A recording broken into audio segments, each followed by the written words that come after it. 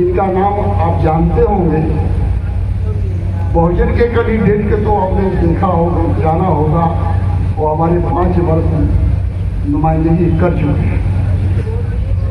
और जो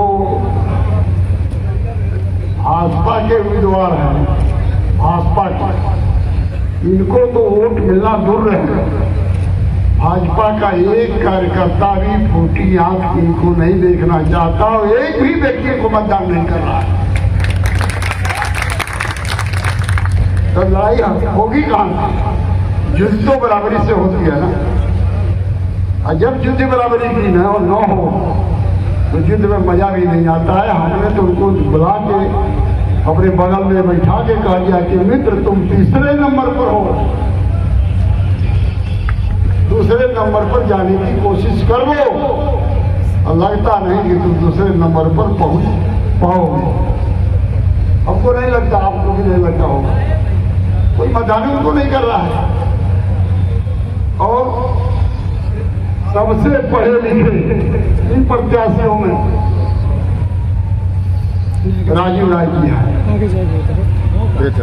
हमने एक बार अपनी पार्टी में बड़े नेता से पूछा कि दिल्ली में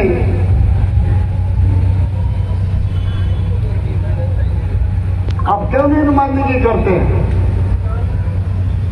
हमारी पार्टी का क्यों नहीं नुमाइंदगी करते हैं?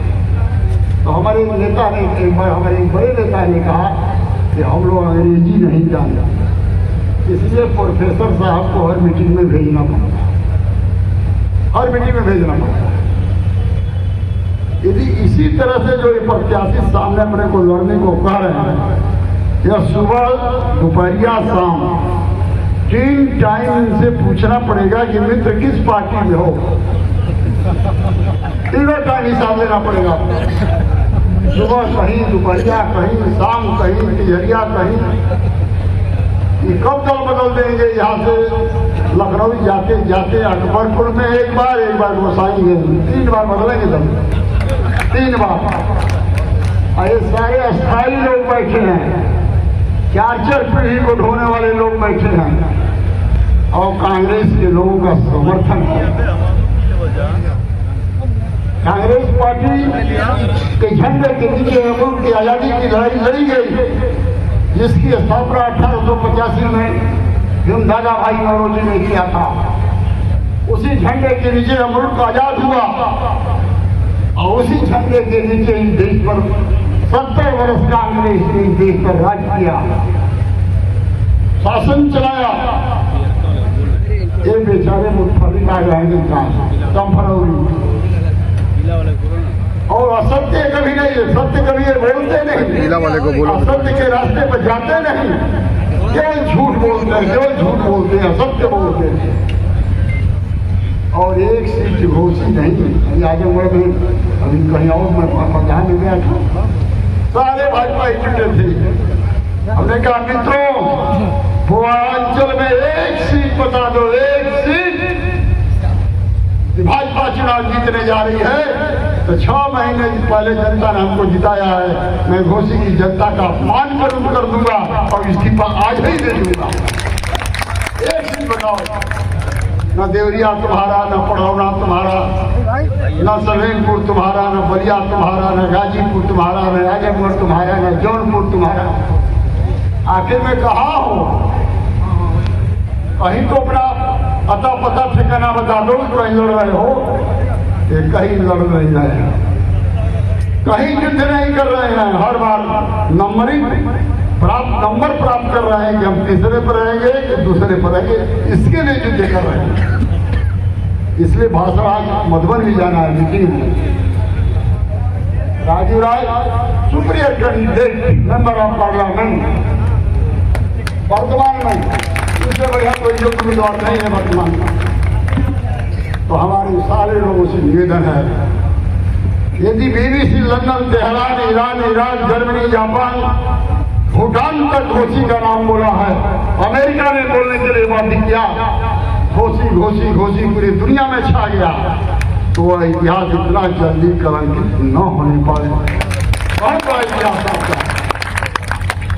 और इस इतिहास को बरकरार रखने के लिए कुछ नहीं करना है, न तलवार चलानी है, न बारूद चलानी है, न गोली चलानी है, कुछ नहीं करना है। पहली तारीख को साइकिल पर केवल बटन दबा दीजिए, इतिहास आपका बना रहेगा। आपके इतिहास में कोई मिटा नहीं सकता। हमारे एमपी 1938 में पहली बार उत्तर प्रदेश में अंतरिम सरकार बनी थी। सर सैयद नवाब काजिम अली खान उत्तर प्रदेश के पहले मुख्यमंत्री हुए थे। उनके मंत्रिमंडल में पंडित अलगूराज शास्त्री इसी माटी का बेटा वन मंत्री हुए थे। अलगूराज शास्त्री जिस संविधान सभा के चेयरमैन राजेंद्र प्रसाद थे, उसके सचिव अलगूराज शास्त्री वो हमारे एमपी थे। जय बहादुर झारखंड में कल्पनाथ उमराव और हमारी धरती पर मर्यादपुर कमसायर का नाम आपने सुना होगा। दलित के बेटे थे जिनको उत्तर प्रदेश का मुख्यमंत्री बनाने के लिए ऑफर किया गया 77 में, और उन्होंने कहा कि मेरा स्वास्थ्य इस लायक नहीं कि मैं प्रदेश की बागडोर संभाल सकूं। मुख्यमंत्री बनने से उन्होंने इनकार कर दिया। मंगल देव विशारद, ये मंगल देव विशारद की भी धरती है, ये ऐतिहासिक धरती है। पूरा देश आजाद हुआ था 14 अगस्त को 1947 को 11:59 पर, और मधुबन 1942 में आजाद हो गया। आपका इतिहास हमेशा पढ़ने योग्य है।